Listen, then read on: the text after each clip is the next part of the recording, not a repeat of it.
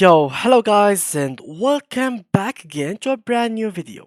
In today's tutorial, I will show you how you can actually create a folder in Windows 10.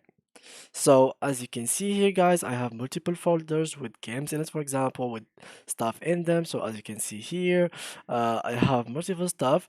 So how you can actually make folders and put stuff in them, how to actually organize your desktop.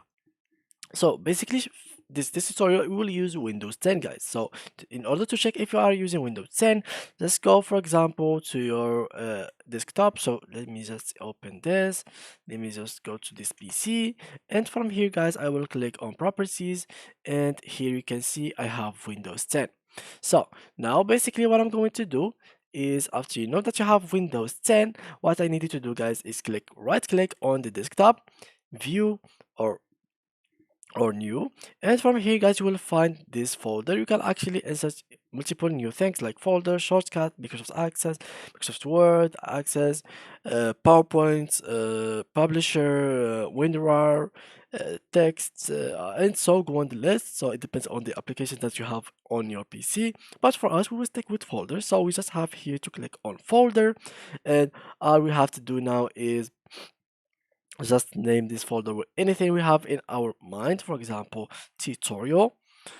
And after that, we can just open it, and here it goes, our folder. If you want to delete it, you can just click right into it and click on delete. If you want to rename it, you can just click to it and rename it.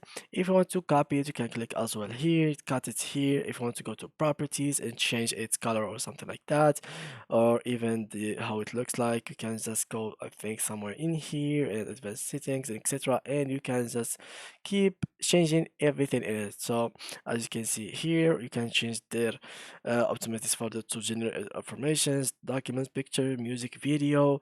Change the icon over here. As you can see, you have multiple icons you can change it from, and so go on, guys. So thank you guys for watching, and see you in the next video.